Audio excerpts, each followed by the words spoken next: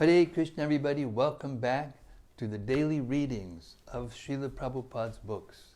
And we're marching through the Srimad-Bhagavatam, holding hands together on our way to Goloka Vrindavan. I'm a little late. Sorry about that. So I'm going to start right off with the prayer, Srimad-Bhagavatam Mahima Stotram from Sanatana Goswami.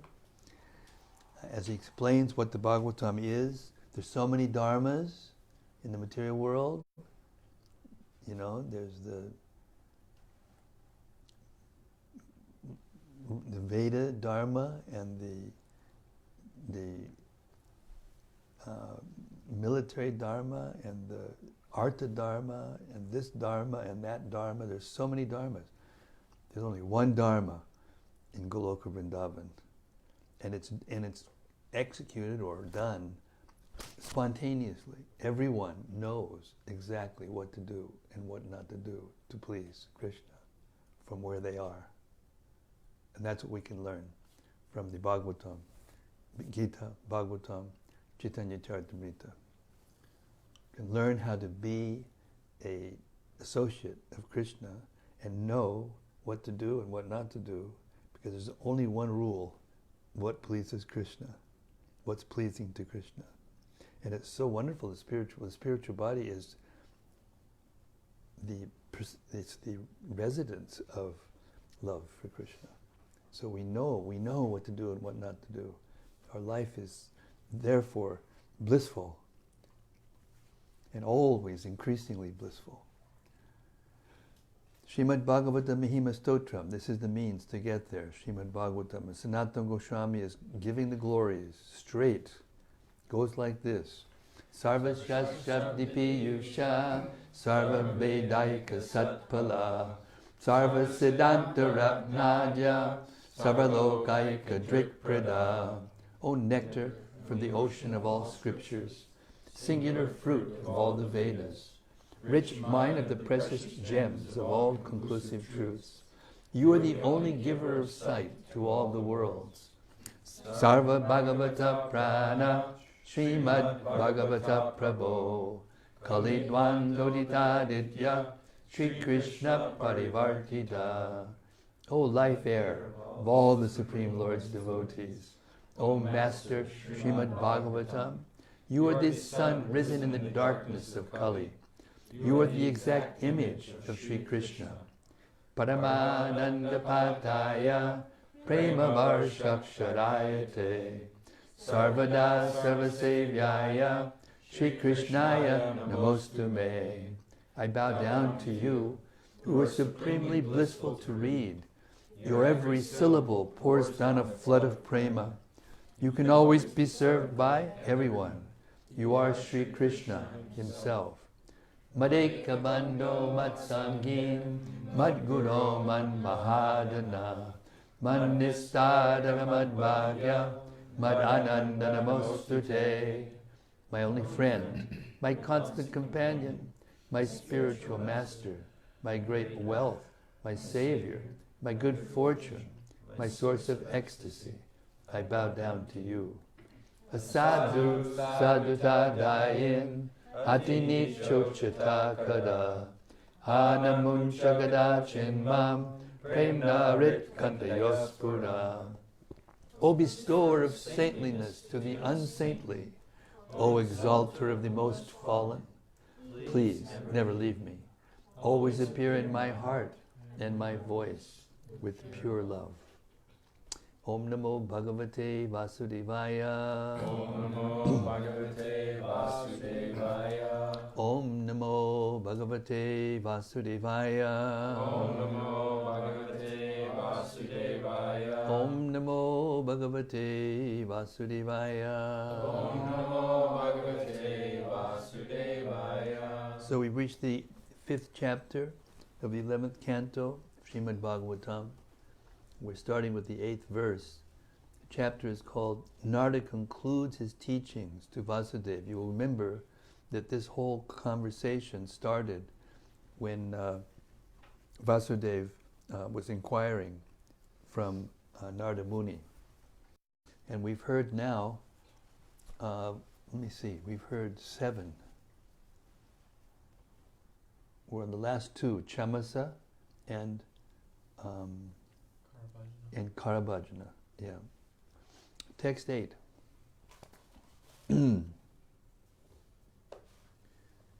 The materialistic followers of Vedic rituals, giving up the worship of the Lord, instead practically worship their wives, and thus their homes become dedicated to sex life. Such materialistic householders encourage one another in such whimsical behavior. Understanding ritualistic sacrifice as a necessary item for bodily maintenance, they perform unauthorized ceremonies in which there is no distribution of food or charity to the brahmanas and other respectable persons. Instead, they cruelly slaughter animals such as goats without any understanding of the dark consequences of their lives. Purport. False pride is certainly not complete without sex indulgence. Thus, lusty, materialistic householders are not attracted to worshipping saintly persons, but rather worship their wives as a source of constant sex pleasure. The mentality of such condemned persons is described by the Lord Himself in the Bhagavad Gita 16:13. Idam adya maya labdam imam prapsye manoratham idam astidam apime vipishati punardanam. So much wealth do I have today, and I will gain more according to my schemes. So much is mine now, and it will increase in the future more and more. Generally, materialistic householders consider themselves to be very religious. In fact, by earning money to support a band of relatives, they consider themselves to be more pious than the irresponsible sadhus who do not struggle to maintain family members. Worshipping the material body, they are contemptuous of the humble brahmanas, who are generally not very advanced in economic development. They consider such so-called beggars to be unworthy objects of charity, and instead perform sacrifices only for the enhancement of the false prestige of their own family members. Madhvacharya has stated in this regard, Upekshavai harim te tu bhutma yagya putantyadaha. In spite of proudly considering themselves to be great performers of religious ceremonies,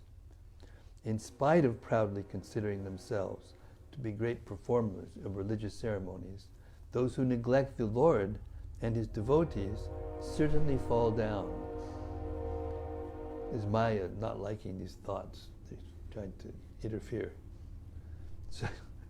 Such Hare Krishna. Such foolish persons sometimes bless each other by saying, "May you be blessed with the wealth of gorgeous flower garlands, sandalwood pulp, and beautiful women." Men who are controlled by the nature of women become exactly like women. Materialistic women are uninterested in the devotional service of the Supreme Lord and strive for their own selfish happiness. Therefore, they eagerly take service from their husbands and become most discouraged if the husband prefers to serve the personality of Godhead. Being lost in such a fool's paradise, both husband and wife mutually encourage each other in temporary happiness. They do not like to speak or hear about the pastimes of the Lord, but prefer to discuss their own families. Still, the devotees of the Lord, being mature in the mode of goodness, are always ready to act mercifully toward such conditioned souls who are just like vain animals. When the devotees of the Lord preach that human beings should not slaughter animals, materialistic householders are very often astonished and inquire if it is actually possible to subsist on a vegetarian diet. My mother told me, "Now you're going to die." I said, "Mom, more than half the people of the world don't eat meat." No, I went to Santa Barbara University and I learned nutrition and economics, and I know now you're going to die. Mom, please, Thus, being completely ignorant of the material mode of goodness, what to speak of spiritual knowledge, such condemned materialists, but she became a devotee in the end, by the mercy of Prabhupada. So, Hare Krishna, turned out okay. Such condemned materialists have no hope beyond the mercy of the devotees of the Lord. Text 9. The intelligence of cruel-minded persons is blinded by false pride, based on great wealth, opulence, prestigious family connections, education, renunciation, personal beauty, physical strength, and successful performance of Vedic rituals. Being intoxicated with this false pride, such cruel persons blaspheme the Supreme Personality of Godhead and His devotees. Purport. The attractive qualities exhibited by the conditioned soul originally belonged to the Supreme Personality of Godhead, who was the reservoir of all attractive qualities. The moonshine is actually the reflected effulgence of the sun. Similarly, the living entity reflects for a brief time a particular quantity of the Lord's opulences. Not knowing this, atheistic persons become intoxicated by such reflected opulences, and thus blinded, they condemn themselves more and more by criticizing the Lord and His devotees. They are unable to understand how they have become abominable, and it is difficult to prevent them from going to hell. Text 10. The personality of Godhead is eternally situated within the heart of every living, every embodied being. Still, the Lord remains situated apart, just as the sky, which is all-pervading, does not mix with any material object. Thus, the Lord is the supreme, worshipable object and the absolute controller of everything. He is elaborately glorified in the Vedic literature, but those who are bereft of intelligence do not like to hear about Him. They prefer to waste their time discussing their own mental concoctions, which inevitably deal with gross material sense gratification, such as sex life and meat eating. Purport. In the Bhagavad Gita, the Lord Krishna says, Vedaish Chasarvar Ahameva Vedya. The goal of all Vedic knowledge is to know the Lord, who is the absolute truth. Although this purpose of the Vedas is clearly revealed both in the Vedic literature itself and by the self-realized acharyas, foolish people cannot grasp this simple truth.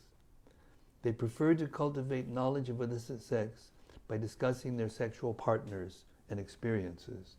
They also eagerly describe and recommend to their friends the best restaurants for eating meat, and they are fond of glorifying drugs and liquor by elaborately describing the drunken and hallucinogenic effects of their sinful experiences. The materialistic sense gratifiers eagerly call one another on the telephone, congregate in clubs, and this is before the cell phone. This is before, imagine what he would say now. Whoa, God. The materialistic sense gratifiers eagerly call one another on the telephone, congregate in clubs and committees, and enthusiastically go on hunting, drinking, and gambling excursions, thus filling their lives with the mode of ignorance. They have neither the time nor the inclination to discuss the absolute truth, Krishna. Unfortunately, they neglect the Supreme Lord, who therefore severely punishes such foolish persons in order to bring them back to their senses. Everything belongs to the Lord, and everything is meant for the Lord's enjoyment. When the living entity dovetails his activities for the pleasure of the Lord, he experiences unlimited happiness. Yena satvam shudyat yasmat brahmasokyam tvanantam. There is actually no happiness in material affairs, and the Lord mercifully punishes the intoxicated conditioned soul to bring him back to his real life. Unfortunately, materialistic persons do not heed the advice of the Supreme Lord in the Bhagavad Gita, or that of the Lord's representatives who speak in allied literatures such as Srimad-Bhagavatam. Instead, such sense gratifiers consider themselves to be most eloquent and learned. Every materialistic person actually feels that he is the most intelligent person, and thus he has no time to hear the actual truth. Nevertheless, the personality of Godhead, as described in this verse, waits patiently within the heart of the conditioned soul, encouraging him to recognize the Lord who is sitting beside him. Such recognition of the personality of Godhead is the beginning of all auspiciousness and happiness for the conditioned soul. Text 11. In this material world, the conditioned soul is always inclined to sex, meat-eating, and intoxication. Therefore, religious scriptures never actually encourage such activities.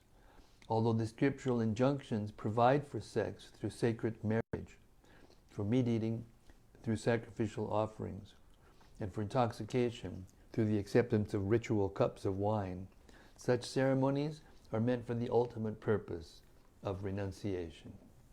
Purport. Those who are not situated in pure Krishna consciousness are always inclined toward material sense gratification in the form of illicit sex, meat-eating, and intoxication. They simply desire a party life of eat, drink, and be merry. Such materialistic persons are unwilling to give up such temporary gratification because they are firmly bound up in the bodily concept of life. For such persons, there are numerous Vedic injunctions for rituals that bestow material sense pleasure in a regulated manner. The conditioned soul thereby becomes accustomed to indirectly worshipping the Supreme Lord by accepting the austerity of regulated sense gratification in obedience to the Vedic way of life.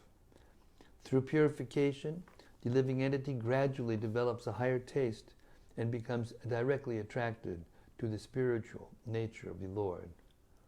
Sometimes the fallen practitioners of the Karmakanda section of the Vedas assert that the material fruitive results of Vedic ceremonies should never be given up because they are prescribed by religious scriptures. For example, there is a Vedic injunction that in the proper season a husband must approach his wife at night, at least 5 days after her menstrual period, if the wife has properly bathed and cleansed herself. Thus, a responsible householder should engage in religious sex life. The injunction that one must approach his wife for sex life is explained by the Vaishnava acharyas as follows.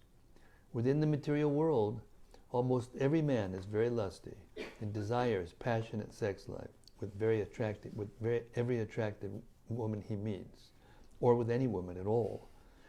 Actually, for an ordinary materialistic man, it is an accomplishment if he can restrict himself to relationships with his lawfully wedded. But because familiarity breeds contempt, the natural tendency is for the husband to gradually become envious or resentful of the wife and desire illicit connections with other women. Such a mentality is most sinful and abominable, and the Vedic scripture therefore orders that one must approach his actual wife with a desire to beget children, and thus curtail the tendency toward illicit sexual connection with other women. Were there no such Vedic injunction ordering one to approach his wife, many men would naturally be inclined to neglect their wives and pollute other women by illicit connection. However, such an injunction for conditioned souls does not apply to great souls who are fixed on the spiritual platform and are transcendental to material sex life. As stated in this verse, Nivritir Ishta, the actual purpose of the Vedic scriptures is to bring one back home, back to Godhead, back to the spiritual world.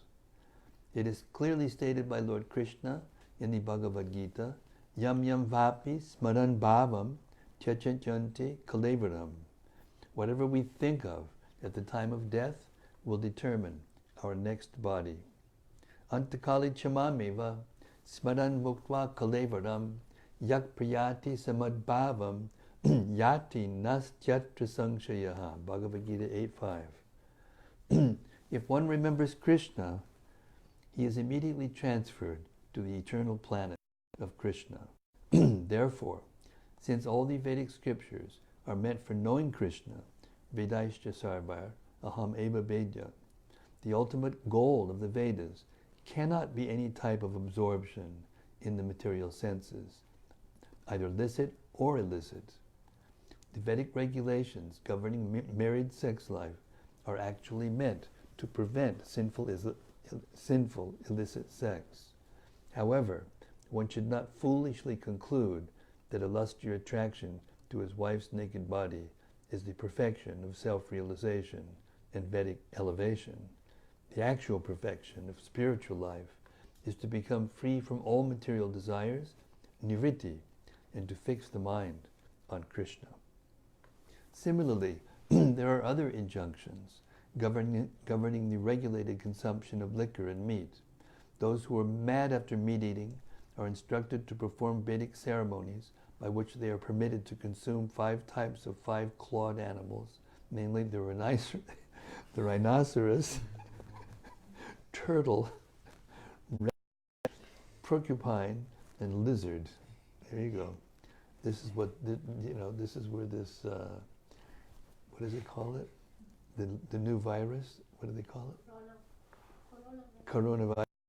It's coming from, they think, they haven't nailed it down, but they're thinking it's either cobra snake or some other, I can't remember, there's two of them. They think it may be one or the other, or both.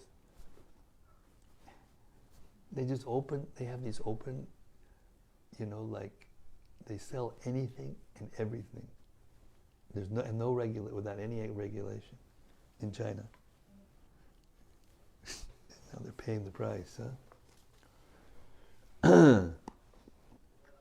Similarly, the consumption of specific liquors is allowed during highly restricted sacrifices performed on specific days of the year at great expense. In this way, other types of drunkenness and cruel animal slaughter are prohibited. One is gradually purified by performing such sacrifices, and he develops a distaste for such foolish activities as meat eating and drinking of liquor. The Vedic rules and regulations that gradually restrict sense gratification are called vidhi. The word niyama refers to injunctions governing activities that human beings ordinarily would not be inclined to perform. For example, it is said, ahar ahak sandhyam upasita. One should chant Gayatri mantra at the 3 junctions of the day, every day. It is also stated, magasnanam prakurvita. One must take bath daily, even during the coldest months of winter. Such injunctions prescribe activities that ordinarily would be neglected. Although it has been mentioned above that there are injunctions against neglecting one's lawful wife, there is no injunction against totally neglecting meat eating.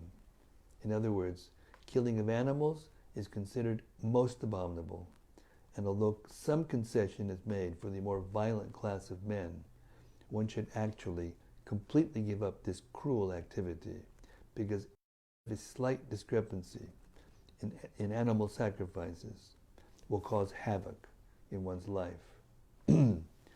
It should be understood that those who have become spiritually advanced by chanting the Hare Krishna mantra under the guidelines of Sri Chaitanya Mahaprabhu are expected to completely give up material sense gratification. If a devotee of Krishna duplicitly tries to take advantage of the scriptural allowances for meat eating, intoxication, or sex enjoyment, then he commits the 10th offense against chanting. Especially if one has accepted the renounced order of life, called Tridandi Sannyas, it is most abominable and reprehensible to become attracted to the Vedic injunctions prescribing regulated sex life for householders.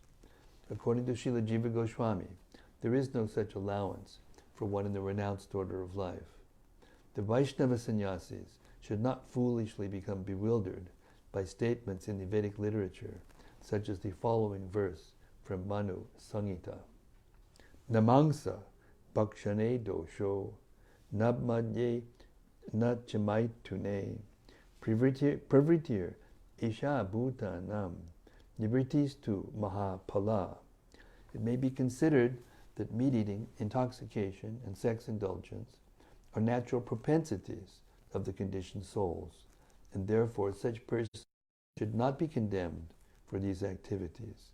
But unless one gives up such sinful activities, there is no possibility of achieving the actual perfection of life. What did they say when you hear him preach? It's natural, it's part of life, man. I mean, we don't do these four things. What do you do then? They can't imagine. They can't imagine. In the Kriya Vidana, it is explained that sex is permitted only during the Vamadev sacrifice, or the Garbhadana Sanskara, for begetting of religious children. It is also stated that sometimes certain types of meat are used in worshipping Lord Hari through sacrifices to forefathers and demigods. Similarly, there is a form of intoxication available through drinking the soma beverage. But if a so-called brahmana becomes attracted to such offerings, he immediately becomes polluted. Actually, the brahmanas who performed such offerings would not personally accept any type of liquor or meat. These things would be consumed by the Kshatriyas, who were not considered at fault in accepting such remnants of sacrifice. However, in the movement of Chaitanya Mahaprabhu, it can be observed that those who desire to become advanced devotees of Krishna immediately give up all such fruitive sacrifices. There is no scope in pure devotional service for any type of fruitive sacrifices. Chaitanya Mahaprabhu demanded that all of his sincere followers engage 24 hours a day in Shravanam, Kirtanam, Vishnu, hearing and chanting the glories of the personality of Godhead. Those who claim to be followers of Chaitanya Mahaprabhu and who are seriously planning on going back home, back to Godhead, in the near future, should not become mindlessly attracted by Vedic fruitive rituals that are meant to attract those who are hopelessly bound up in the material bodily concept of life. The followers of Chaitanya Mahaprabhu always remain aloof from such tainted rituals. Somebody was telling me the other day they went to a Hindu temple. It was one of the boys that I met, and they took them through, he had to sit here, then he had to sit there, he couldn't do this, then he had to move his hands, and they had all these rituals. And when he came out, he had the foggiest idea what was going on or why or anything. There was no explanation, just sit here, do this. No, don't do this. Go here, do this. Sad. And then they don't have a deity, or if they have a deity, it's just closed all the time, and they open it up once a week or something like that. It's very sad, very, very sad. Text 12. The only proper fruit of acquired wealth is religiosity, on the basis of which one can acquire a philosophical understanding of life that eventually matures into direct perception of the absolute truth, and thus liberation from all suffering. Materialistic persons, however, utilize their wealth simply for the advancement of their family situation. They fail to see that insurmountable death will soon destroy the frail material body. Purport. Those things that come under the control of the proprietor are called dhanam, or wealth.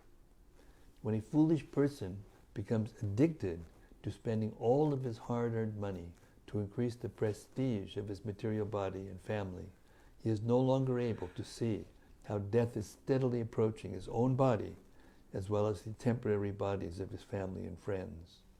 Mrityu sarva haras chaham.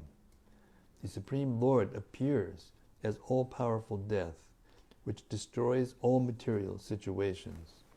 Actually, even in family life, one should use one's wealth for spiritual advancement of oneself and one's family.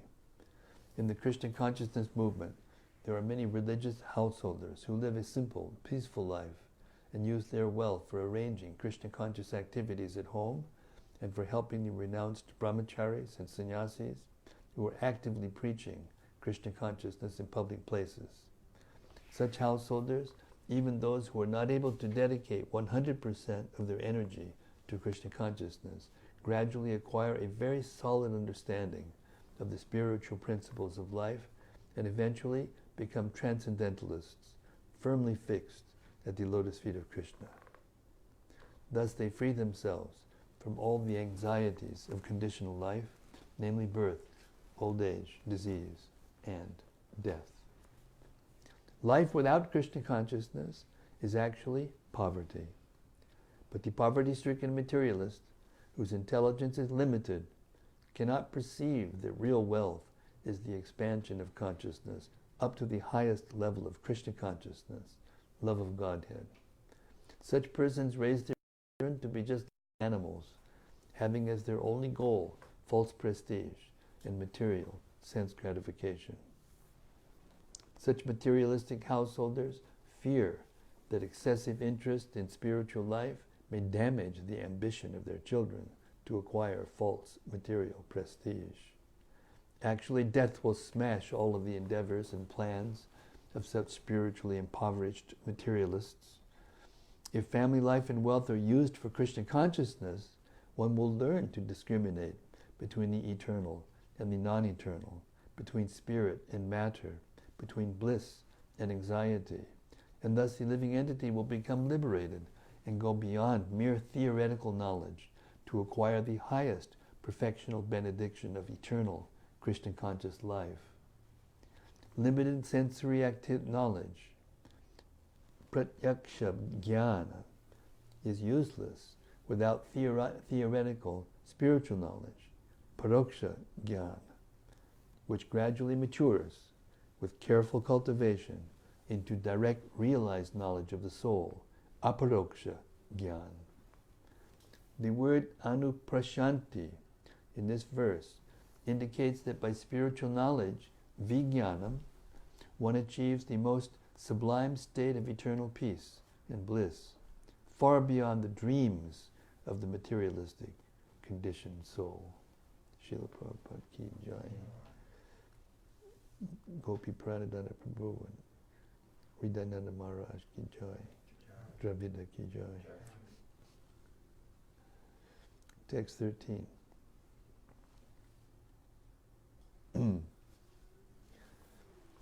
According to the Vedic injunctions, when wine is offered in sacrificial ceremonies, it is later to be consumed by smelling and not by drinking.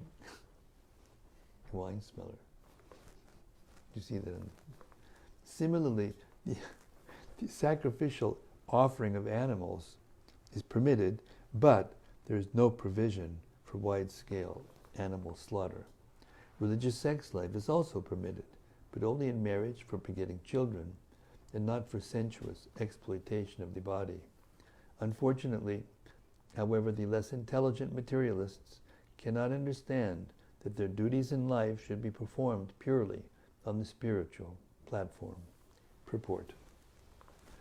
Madhvacharya has given the following statement in regard to animal sacrifice. Yagyesha labanam proktam devato deshatak pashoho hingsa nama tadanyatra tasmat tam narayat buddhaha yato yagye mrita urdvam yanti devi chipaitrike ato labda alambanam sargasya na tumaranam. According to this statement, the Vedas sometimes prescribe animal sacrifice in ritual performances for the satisfaction of the Supreme Lord or a particular demigod. If, however, one whimsically slaughters animals without rigidly following the Vedic prescriptions, such killing is actual violence and should not be accepted by any intelligent person. If the animal sacrifice is perfectly performed, the sacrificed animal immediately goes to the heavenly planets of the demigods and the forefathers. Therefore, such a sacrifice is not for killing animals, but for demonstrating the potency of Vedic mantras, by the power of which the sacrificed creature is immediately promoted to a higher situation. Chaitanya Mahaprabhu, however, has forbidden such animal sacrifice in this age because there are no qualified brahmanas to chant the mantras, and the so-called sacrificial arena becomes an ordinary butcher shop. And in an earlier era, when unscrupulous persons tried to establish that animal killing and meat eating are acceptable by misinterpreting the Vedic sacrifices, Lord Buddha personally appeared and rejected their heinous proposition. This is described by Jayadev Goswami. Nindasi jaggibider ahaha shruti jatam sadyari daya darshita pashugatam keshavadrita buddha sharida jaya jagadisha hare. Unfortunately, the conditioned souls are afflicted by 4 imperfections, one of which is the cheating propensity, and thus they tend to exploit the concessions that the Lord mercifully gives to them in religious scriptures for their gradual purification. Rather than following the Vedic injunctions for simultaneously satisfying their senses and gradually elevating themselves, the conditioned souls reject the actual purpose of such apparently materialistic ceremonies and simply become more and more degraded in the ignorance of the bodily concept of life. Thus they fall down altogether from the varnashram system, and taking birth in violent, non-Vedic societies, foolishly presume the small fragments of universal religious principles prevalent there to be the exclusive religion of the soul. Very, very deep. Let me read that again. This is pretty good stuff. This is really good.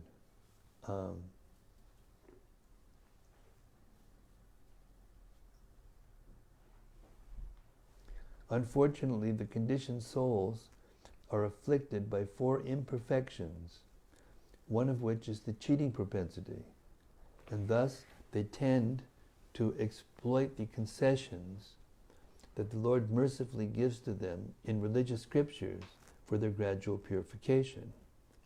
Rather than following the Vedic injunctions for simultaneously satisfying their senses and gradually elevating themselves, the conditioned souls reject the actual purpose of such apparently materialistic ceremonies and simply become more and more degraded in the ignorance of the bodily concept of life.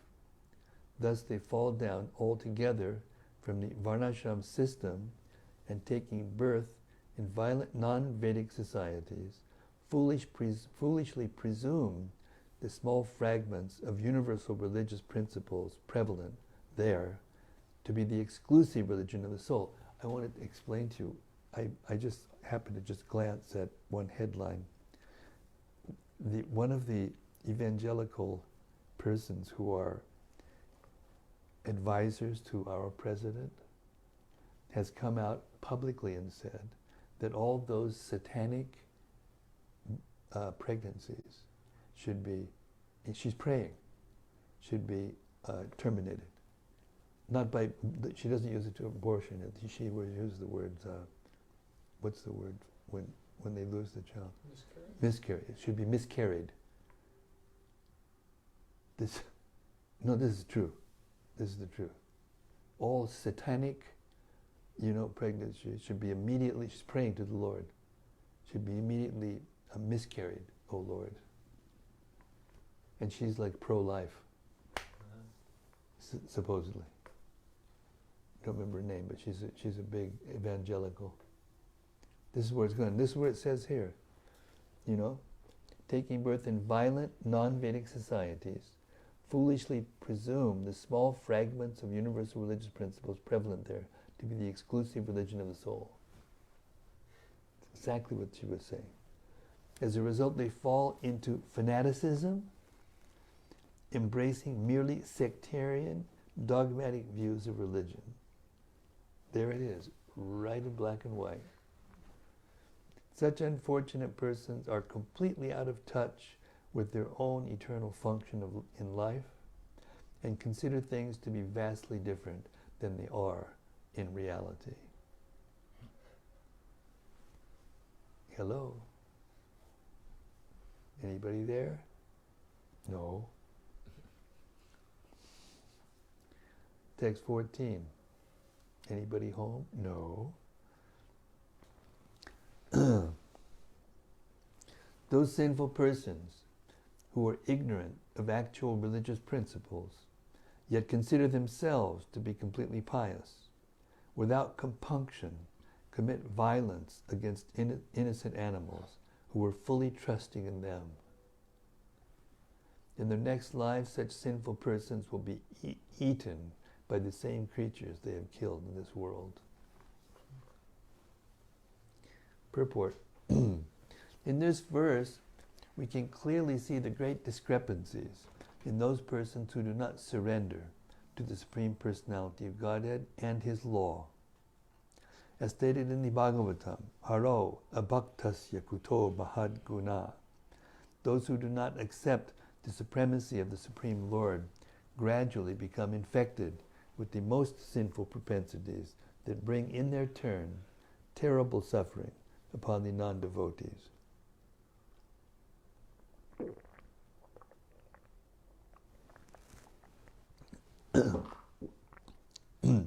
In Western countries, like America, such as America, many people proudly proclaim themselves to be most pious religionists, and sometimes even prophets or representatives of God. Boasting of their religiosity, such foolish people experience no fear or doubt in cruelly slaughtering innumerable animals in slaughterhouses or on hunting trips for their whimsical sense gratification. In the state of Mississippi, there are sometimes pig-killing festivals in which entire families enjoy watching a pig cruelly butchered before their eyes. I lived in Spain for some time. The national pastime is called bullfighting. They all get into just like we do the stadiums when they do football and stuff, huge stadiums, and then they come out with swords. And first of all, they dance around and then they kill the bull in public.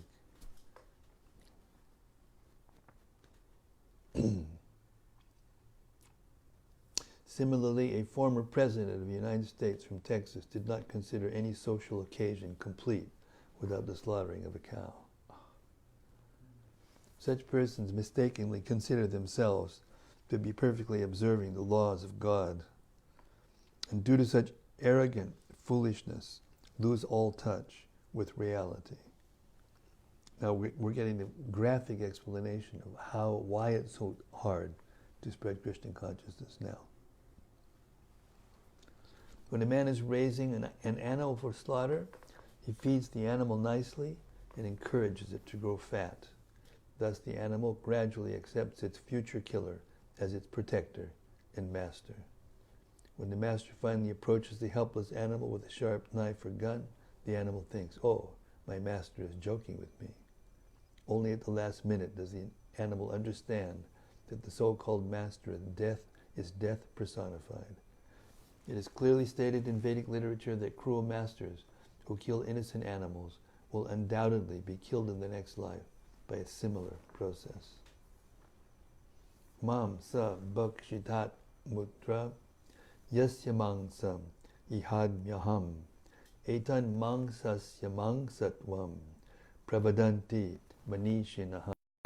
That creature whose flesh I am eating here and now will consume me in the next life. Thus meat is called mangsa, as described by learned authorities. In Srimad-Bhagavatam, this grisly fate of animal killers is described by Narada Muni to King Prachinabari, who was excessively killing animals in so-called sacrifices. Bo, Prajapate Rajan, Pashun, Pascha, Trayadwade, Samgyapitan Jivasangan, Nirgrinena Sahasrashaha, Ete Twam Sampratikshante, Smaranto Vaishava, Maishasham Tava, Samparitam Ayakutaish, Chindant Yutitamanyavaha. O ruler of the citizens, my dear king, please see in the sky those animals which you have sacrificed, without compassion and without mercy in the sacrificial arena. All these animals are awaiting your death so that they can revenge the injuries you have inflicted upon them. After you die, they will angrily pierce your body with iron horns. Bhagavatam 4:25, 7 and 8. Such punishment of animal killers may take place under the jurisdiction of Yamaraj on the planet of the Lord of Death. In other words, one who kills an animal or who eats meat undoubtedly acquires a debt to the living entity who has contributed his body for the satisfaction of the meat-eater. The meat-eater must pay his debt by contributing his own body to be consumed in the next life. Such payment of one's debt by offering one's own body to be eaten is confirmed in the Vedic literature. So it's not just eye and eye, tooth for tooth, it's body for body. Law of nature. Okay, we'll stop here. Hare Krishna. A lot of heavy duty, tough love we got today. Having to see it. I mean, you know what did the scriptures say?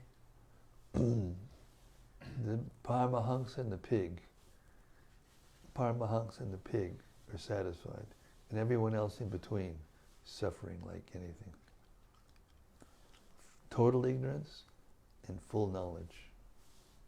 Everyone else is suffering to one degree or another. So ignorance is not bliss, and 'tis folly to be wise where ignorance is bliss.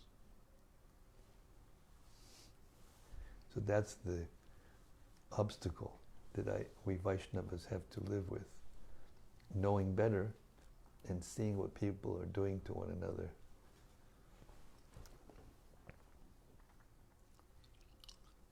Therefore, the Vaishnavas' compassion compels to feel, actually, with compassion to feel bad, seeing people do these things to themselves and to other creatures unnecessarily. Yet this morning I was, when the sun's coming up, you hear now the weather's getting a little better, so the songbirds are out. Have you heard? Did you hear outside your windows this morning? The songbirds are out, and it's like a concert, So beautiful. So beautiful. Krishna, his artistic nature being expressed to the right is a color and songs of the birds.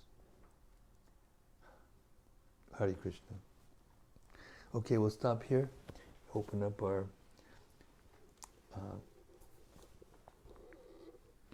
open mic to the Vaishnavas.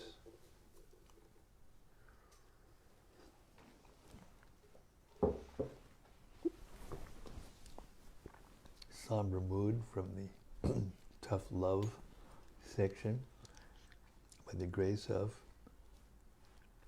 what's his name? Chamasa Muni.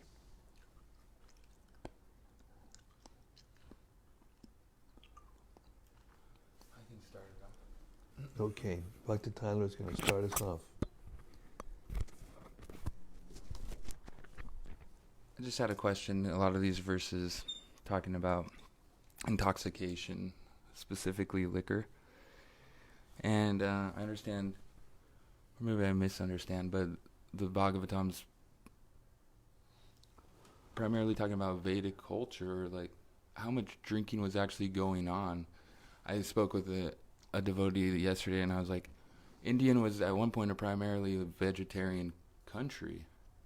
So even Italy, not just India, Italy. When I was living in Italy in 1980, it was only 20 some years ago before that, or anyway, between 20 and 50 years before that, there was no meat eating. It was all, that's why their flag is white, red, and green. Olives, cheese, and tomatoes. Basic ingredients of pizza. Anyway, it's a joke, but that's right. Well, there's two created beings in the universe, demoniac and divine natures. There have always been demoniac persons in the universe, even though they're very, very, the numbers are, balanced. There's no balance. In the beginning of, in the Satya Yuga, practically everyone's in goodness, but there are still, demoniac persons who do those kinds of things. Hiranyakashipu did those kinds of things. And there've always been that. But the percentage of persons who are doing it and the way they do it is not as degraded and as it is now. I mean, even Duryodhana, he was a demon, and he had to, Krishna had to come and remove him and his cohorts in crime. But in terms of their actually administration of the state, it wasn't so bad. He was not a bad administrator. And even Jarasandha was, following some kind of quote-unquote varnashram system or Vedic system. But that's why this one purport that we heard was very important, because it describes how proportionately, if one accepts, the pure Vedas, the pure, then to that degree they'll be free from those activities. But proportionately, they'll perform, their religion will degrade until it comes to that example I gave earlier, of this so-called person who was very highly elevated in human society, the advisor, the spiritual advisor to the President of the United States, the most powerful man in the world. And she's making such outlandish, outrageous, and even all the religionists are just up in arms about this woman, It's not just us, it's lots of religious people in this world. I was just, Rasika sent me an article about Mount Athos. You know about Mount Athos? Anyway, it's a very religious place. It's an island. It's like an island, but there's a long, like 50-mile. It's like an island, but it's connected to Greece. And there's been, since hundreds and hundreds of years, monks that live there, and very highly elevated, like Babajis, like they don't have. Anyway, they have some principles they're following, in other words. But even they eat fish and what do they call it? Ritualistic wine, a glass of wine once a day in the morning, or something like that, for this ritual, blood of Christ, or whatever they call it. So, so in those days, in the Vedic culture, there was places for those people. There was a place in human society for them. But they wouldn't be, in the Vedic culture, the Brahmins would live in one place, Kshatriyas would live in another place, Shudras would live in another place, and the other people who didn't follow any religion, they would live, out. They would be like not in the main stream of the cultural activities, and because the temple was the basis, So these things have been going on since time immemorial. Something came to mind.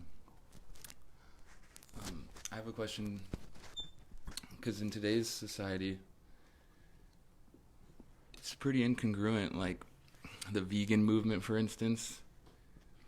A lot of people who are attracted or join the vegan movement are more like liberal and progressive in their like social views of like non-gender roles, and how to understand that, because we look at, by like changing our diet from not eating meat, we're helping at least to like lessen the karma, or like give No, people... Prabhupada didn't think like that. Prabhupada didn't think like that. We're not promoting vegetarianism. He would openly say it. When he preached, he openly said, we're not vegetarians. It's better if a person's, eating meat, but following the principles in the Vedas of how you do that. Only the dark moon night, you slice the animal while you're looking him in his eye, and then say that mantra that was given in one of those purports. That's better. Because then after doing that for a while, then eventually you get the idea by saying that mantra, okay, I'm killing you to eat you, but you're going to be able to eat me when in next life. If a person's so less intelligent and so dull, like an animal, these are for animals. So we're not preaching vegetarianism. We preach Christianitarianism. Everything we eat, whatever Krishna wants, and because Krishna doesn't eat meat, we don't offer it and eat it. Our moral, spiritual guideline, principle, is whether it's pleasing to Krishna. That's it. And if we get off into that other thing, then we will get gradually over time watered down, and we'll succumb to the liberal, progressive, popular, way, and water the whole thing down and lose it. But that's Kali Yuga, that's where it's going. But we don't want to participate in that. Prabhupada said, one moon, not many stars. So that's how we deal with it. It's not that we don't sympathize with the idea that the animals are being abused, by the drugs that they give them and all these things. We may sympathize with that, but we don't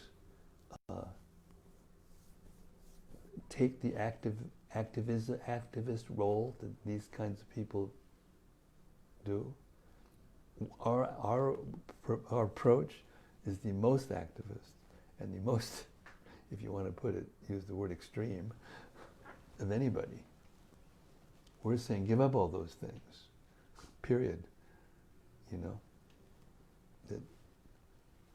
And we stick to our guns, and we become strong spiritually, and we become clear-headed, and then we know what's right and wrong, and then we gradually distribute these books, and we meet people who are actually sincere, and now you're beginning to meet them, and you will meet more. There's lots of them. We put our energy there. That was Prabhupada's. Okay, I'll give you a story to illustrate this point. In 1976, Srila Prabhupada had a meeting in Washington, D.C. with the leaders of his Bhaktivedanta, recently started Bhaktivedanta Institute.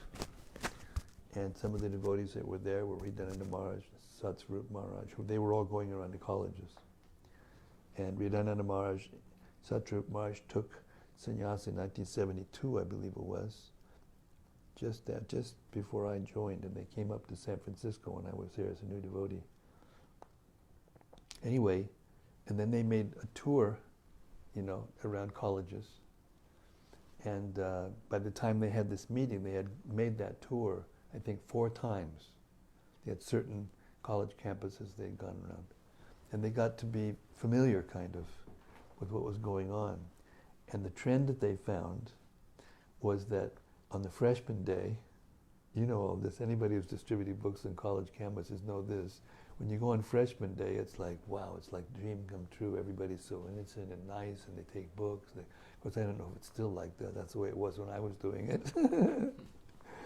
But then they said when it came down to the regular day where everybody's coming, the seniors were, like gnarly and contaminated by sense gratification more, and they were saying this to Prabhupada, what to do. And you know what Prabhupada said? Maybe somebody knows. Nobody knows? Come on. You're not listening to Prabhupada? He said, don't waste your time with people who are too degraded. Invest your energy in people who are capable of, hearing and actually accepting. Because if you do that, he said, then the movement will grow organically. Because if you open it up and you just bring anybody, then what happens is it's harder. It's harder.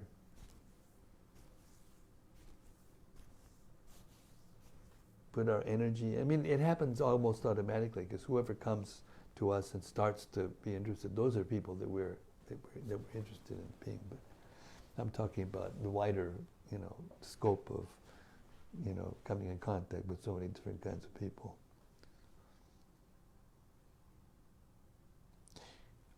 Invest your energy in honest Johns. And there's lots of them.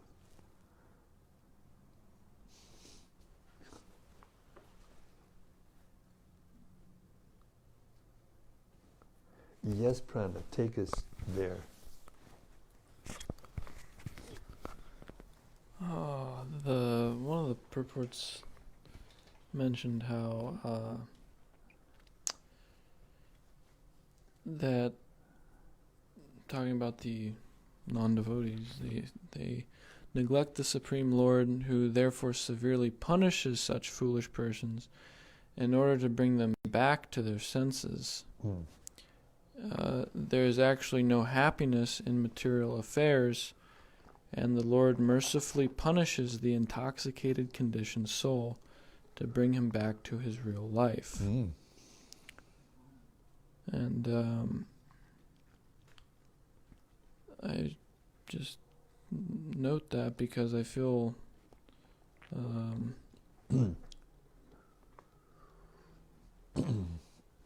well, it makes me reconsider my outlook on the punishment I receive in terms of just like the various trials and tests in progressive march to pure devotion.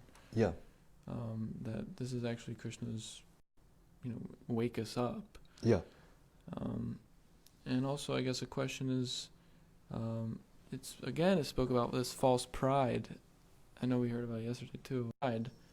It's so foolish, actually. One moment, I can't even stand up straight on my own or tie my shoe or whatever. And then, through the help of devotees, through the help of Krishna, I'm able to stand on my 2 feet. And then I immediately think I'm better than everyone else. I'm the best devotee in the whole temple. And so then Krishna has to, knock you down. Or Maya, through the agency of Maya. And so how can we avoid sometimes it's that? Krishna. So it's such a foolish Well, it's the same thing, answer as I gave last time. You just stop being a fool. That's the point. Just, if you're going to keep being a fool and keep having to go through that, then Krishna will just, it depends on how your determination. Therefore, I go right back to that verse that Prabhupada, this verse and Tattenu Kampam Sushimikshimana, these two verses were paraphrased by Prabhupada probably more than any other verses in his purports. If you were actually I haven't done the statistics, but I'm sure of it. Apichet Sudurachado, Bhajati Mamananyaba, Sadhur Eva Samantavya, Samyak Vyavasito Hisa. That's why I used the term earlier on when we started this section. Tough, hey, we're going to hear some tough love now. When I started to read, I understood, this is going to be heavy. Every verse was like this, So, it's okay, but keep saying it again and again. In Spain, they have this saying, sí, pero. They all agree, they're very pious, religious. Sí, pero, and after a while you get, as soon as you hear sí, pero, you go to another person, because they always have, but that's okay, but then what about this? And then what about that? And What about this? And what about that? They can't just say, okay, yes, and accept something higher. It has to do with surrender, like we said yesterday, or the day before yesterday, whenever it was. If you just keep saying it, and keep, better not stop, better not talk about this all the time. Because when you speak it into your own ear, then by power of suggestion, your mind keeps thinking it. Better to ignore it. When the mind tells you these things, just ignore it, because you know better.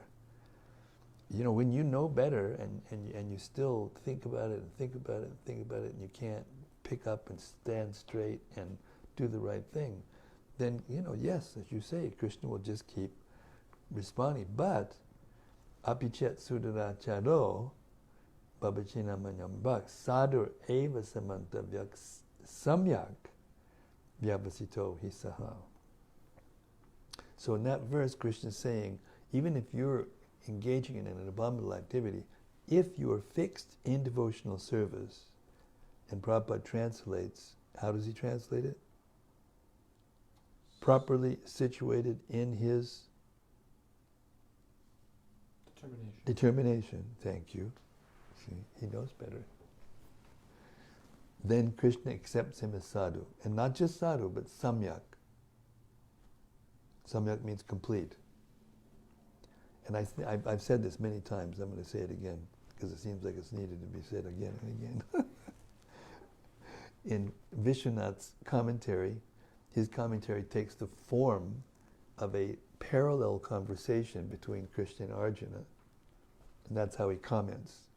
And in his commentary, he says that when Krishna said that, Arjuna says to him, well, you must not mean samyak, you must not mean complete, because he's doing something abominable. And then Krishna, because the next verse is, Name Bhakta Pranashati, very strong statement. Krishna yells at Arjuna and says, no, Arjuna, Name Bhakta Pranashati, my devotee never perishes. So that's why it's Krishna's mercy. Sometimes Krishna gives tough love, but he never gives up on his devotee, never. If you've done any devotional service, Yamaraj, 6th canto, when the Vaikuntha Dutas were there and they stopped, they didn't allow Yamaraj to take, the Yamadutas to take Ajamil, and then they went back to Yamaraj and said, what's going on here? We thought you were the head cheese, you were the supreme authority. Is there another authority? Is there a higher authority than you?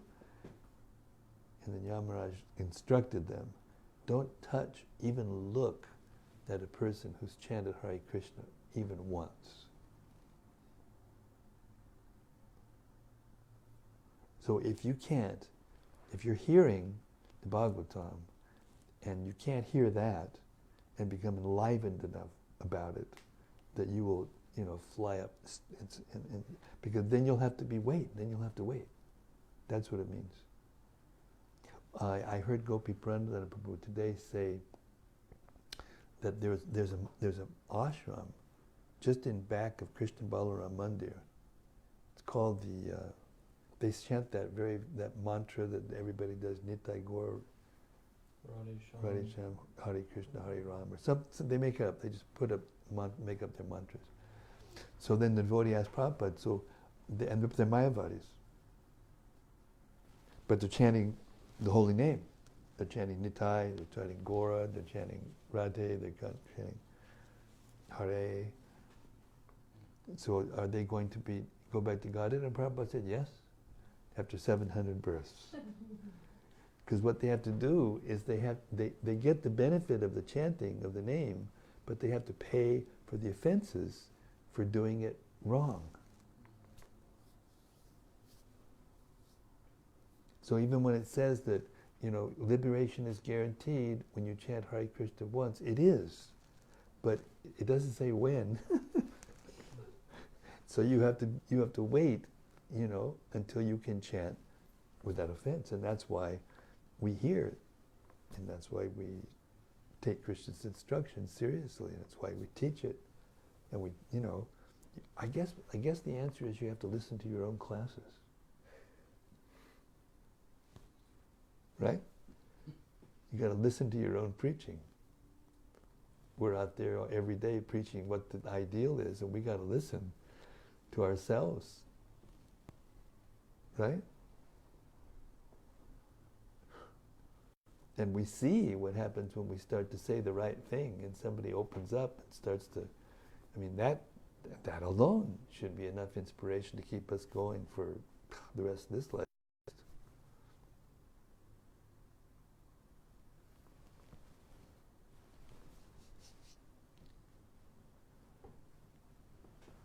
Anyway, it's natural. A devotee is humble, and a devotee thinks himself fallen, and all of that. But we have to be careful because mind is very strong. Therefore, I read this a long time ago, I don't remember when, but from Bhagavatam, there's one statement that Sanatana Goswami gives in one of his purports. He's describing the qualities of a person who is waking up and actually has humility, danya, which is the prerequisite for prema. And there he says that there's a difference between a person who becomes humble because he's sinful and denuded of quality and strength, and he just sits over in a corner and just doesn't do anything and gets drunk and and looks like I'm humble and I'm so he's not really humble. But and in those qualities, he says he doesn't give the I'm a gopi or I'm a this or that. He says he follows the regulative principle strictly, and he develops a healthy fear of Maya. That's two of the qualities. There's two more, but I can't remember what they are.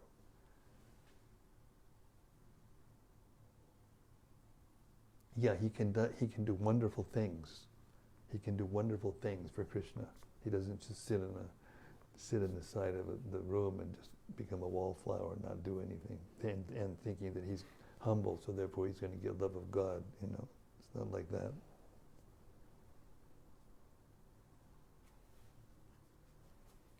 I heard a devotee say that they're quoting Prabhupada, so I don't know exactly where this came from, but they said that Prabhupada said that humility means boldly spreading Krishna consciousness. Yeah, of course. Or true humility is... Yeah, because you're proud of Krishna. And even though you may feel humble, as real humility comes as you approach Krishna, actually approach Krishna, and you get closer to Krishna, and you get to see the difference between you and Krishna. Then you get real humility. Yes. So, in terms of getting closer to Krishna, maybe I should read that. Go ahead. I was thinking that, if we have the desire to, then it seems like anything we do will help that. Like if we have a strong desire to get closer to Krishna, then any activities we do devotionally will be aid in that process. But let's say we don't have that desire to get close to Krishna, or a very weak desire at best, then it seems like we have to force ourselves to engage in the processes like hearing, chanting, sadhu sangha, etc., morning program, so that somehow or other we get that desire. The desire is there. Or uncover it's that not desire. that the desire is something that comes from outside inside. You have to get that desire from somewhere. The desire is there. It's just covered over. That means accepting Krishna's words, accepting Krishna's authority, and surrendering to Krishna's to real knowledge. And that's what we're here for. That's what we're all doing. I think we're all here for that. If not here, not for that. I don't know what we're here for. There's nothing much else going on here. You know, you're not going to become a millionaire, hanging out with us. That's for sure. Prabhupada used to joke. He said, "I'm just a poor Indian. What are they running after me for? You know?" Because he was giving the real thing, the real knowledge, giving real taste.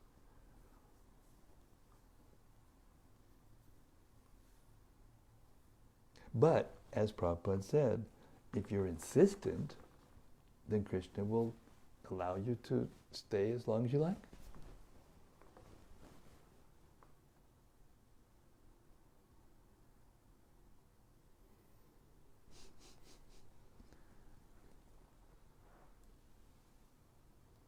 I guess my question is, how effective is forcing ourselves to engage in Very devotional effective. serve? It's very effective.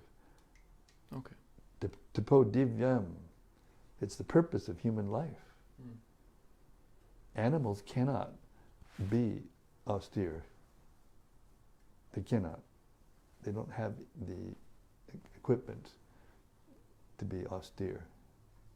They just run after what their nose smells, or what their ears are hearing, or what their tongue is, tasting. That's all they can do. That's animal life.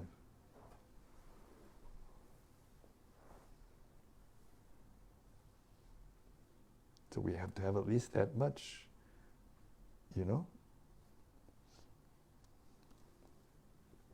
was going to, it's getting late now, I'm going to have to go.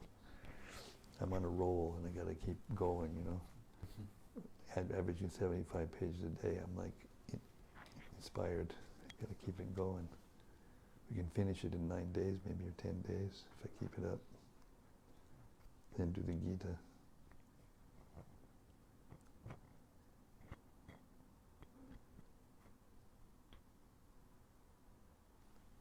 I feel like I'm preaching to the choir here. What am I doing? Yes, Patrick. Something from the cyberspace. Dr. Matthew left a comment yesterday after the reading ended. Dr. Matthew left a comment after the reading ended. Yes. Okay. He says, Hare Krishna Keshava Bharati Maharaj, thank you for the enlightening reading.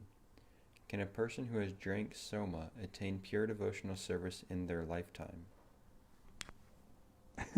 Yes. You can become a pure devotee from any position. But, as Prabhupada was asked the question, Prabhupada, we took all these drugs. Will our brains ever work properly again? Prabhupada, no. You're not going to get the brain cells back just by, drinking, gulab jamun and eating. But he said, but you're not the body and you're not the mind, you're not the brain. So you can become a pure devotee from any position because you're not the body and you're not the mind. It really gets down to that, What are you going to listen to? You're going to listen to your body, your mind, or Krishna, or your soul, your heart. That's up to you.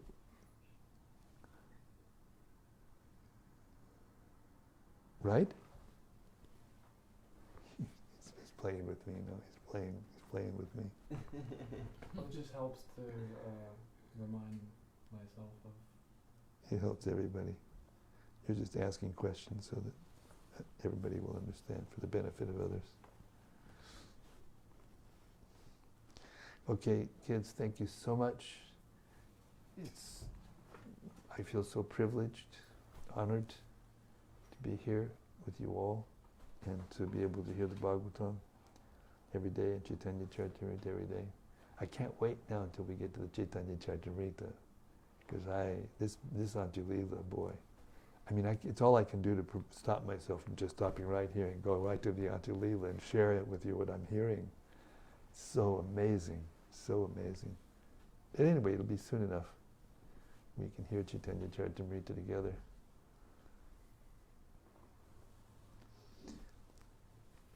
All right, Srimad-Bhagavatam ki jai, Chamasamuni ki jai, Tough Love ki jai, Gaur Premanandi, Hari Haribo. See it tomorrow, same time, same station, 6 o'clock, right here in the live studios of Radha Lane in Sri Radha Nilamadava Dham, Texas. Hare Krishna.